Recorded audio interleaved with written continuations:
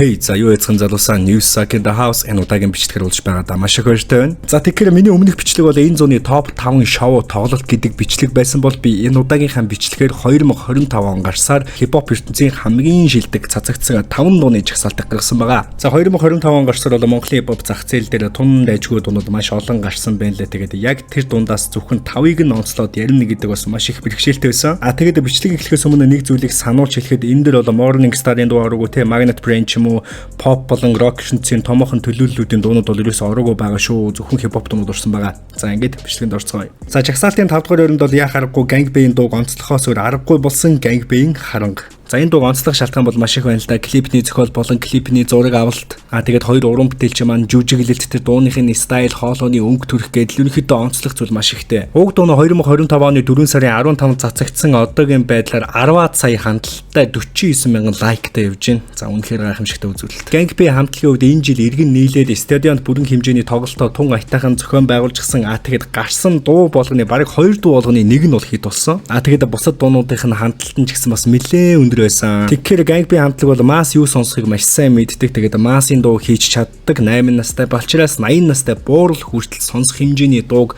маш өндөр чанартайгаар үйлдвэрлэж чаддаг жинхэнэ урлагийн хүмүүс байна. За тэгээд жагсаалтынхаа 5 дугаар баримт Gangbang хамтлагийн гайхалтай ирч хүчтэй харан хэмэх дууг нь онцлсон байгаа. Жагсаалтын 4 дугаар баримт Click Click Boom болон Gangsta Service-ийн Gangbang. Click Click Boom-ийн хувьд бол миний санаж байгаагаар маш олон жил яг хамтлагаараа тэг crew-ээр гэх юм ингэж уран бүтээл гаргаагүй удсан байна. За тэгээд олон жилийн дараах эргийн эрдэнэд Rapper K ахын сувгаас цацагдсан 2025 оны 6 сарын 18-нд цацагдсан уг дуу одоогийн байдлаар 85 мянгаад хандлттай тэгээд 3700 лайктай явж байна. Click Click Boom Gangsta Service гэдэг бол угаасаа Монголын хипхопын маш том хамтрал. Тэгээд самтхын хувьд бол энэ удаад Click Click Boom-ийн зүгээс биш Gangsta Service-ийн зүгээс бол энэ дуун дээр орсон байна лээ. Мэдээж энэ дууны хувьд бол underground жинхэнэ хипхоп дуу болсон байсан. Тэгээд мэдээж энэ дуун дээр онцлох 3 артист гэх юм бол Самтх болон Jiach K тэгээд мөн бас зүгийн ахыг дуртахгүй байх аргагүй. Энэ дууг нь бол ингээд сонсоод байхад бол 2005 2010 оны Монголын хипхопын vibe болоо тэр чигтээ мэдрэгдэжсэн. Тухайн үеийн Click Click Boom сонсдог байсан, Gangsta Service-ийг сонсдог байсан дурсамжууд бол шууд сэтэржсэн. Хэрвээ энэ дууг сонсоогүй хүмүүс байх юм бол сонсоорой гэж зөвлөж байна. Тэгээд ерөнхийдөө бол тийм анхаарал сарнихааргүй тийм гоё чихвчтэй. Тэгээд 2-3 удаа сонсч үзээрэй гэж зөвлөе. Жагсаалтынхаа 4-р байранд Монголын хипхопын өвчнөр болох Gangsta Service болон Click Click Boom-ийн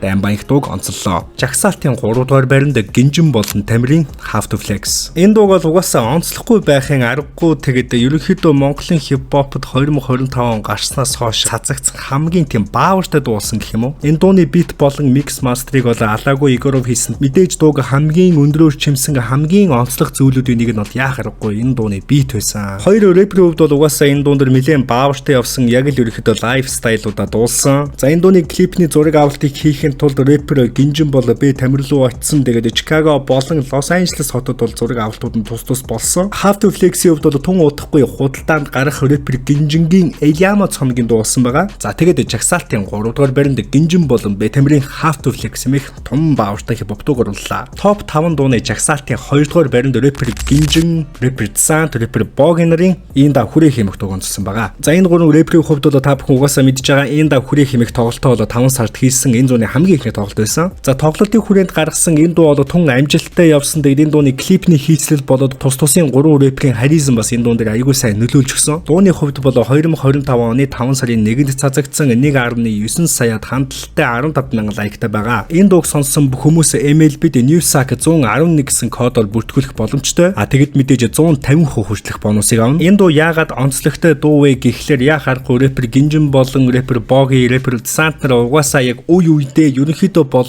тун дайжгүй дээгүр нэр үндтэй үе үеийнхаа өвчий болчихсон хүмүүс. Одоо үе үеийнхаа төлөөлөл гэх юм уу да. Мэдээж иймэрхүү 3 рэпер хамтрах нь бол Монголын хипхопод маш ач холбогдолтой зүйл. Тэгээд энэ давхрын дууны хувьд ч гэсэн ерөнхийдөө бол энэ утгаараа би 2 дугаар баримт оруулсан. 2025 он гарсаар Монголын хипхопод цацагдсан хамгийн номер 1 дуу бол миний бодлоор рэпер Гинжин болон рэпер Bogi нарын хувь заяа. Яг миний л бодлоо шүү дээ. Энэ дуу магадгүйс 2025 он гарсаар хамгийн шилдэг дахилттай дуу болсон баха. Яг нэг масс руу чиглэсэн хит дуу гэхээс илүү яг зүрх рүү ордог дуу гэх юм уу. Энэ дууг бол хичнээн ч сонссон ерөөсөө өддөггүй. Ялангуяа бол рэпер Гинжингийн эсхийг онцлох нь зүйтэй. За энэ дуун дээр бол клипийг нь яах аргагүй онцлох нь зүйтэй. Тэгээд Shout Out to Abyss бол сүүлийн үед ерөнхийдөө тун дэжгүй next level төвчний клипүүд хийдэг болсон байсан. Түүгээр чи хувь заяа хэмэх дууны клипийг маш гоё уралсан байсан. Маш гоё зохиосон байсан. Маш гоё дүрсүүдийг нь авсан байсан. Дууны хувьд бол мөн ялгаагүй рэпер Гинжингийн Илиамо цомгийн дуу болсон. Яг эндээс харахад бол рэпер Гинжингийн Илиамо цомог бол түн дэжгүй маш олон хитуудаа цомогулж магадгүй байх нэ. Энэ жил бол Монголын урлагаас 2 артист ерөнхийдөө тун өндөр төвшөнд явж байгаа. Нэг нь бол Morning Star. За Morning Star-ийн хувьд бол яа харахгүй prime time дээрээ яг эд үе дээрээ очсон байна. Маш олон фэнүүдтэй болсон байна. Маш завгүй ажиллаж байгаа шиг энэ зуныг ерөнхийдөө бол хараад хахад харин хипхоп салбараас яа харахгүй рэпер Гинжин өөрийнхөө prime time-ыг бол эргүүлэн авчирсан байна. За ингээд миний хувьд бол 2025 он гарснаас хойш Монголын хипхопод гарсан шилдэг 5 уран бүтээлийг нэрлэлээ өөрийнхөө бодлоор. Та бүхний бодлоос ямархуу байна комент хэсэгтээ сэтгэлдээ бичиж үлдээгээрэй. Энэ удаагийн бичлэг маань үүгээр өндөрлөж байна. Subscribe-аараа бүү мартаарай. Сакаут түр аштай үзэгчтэй.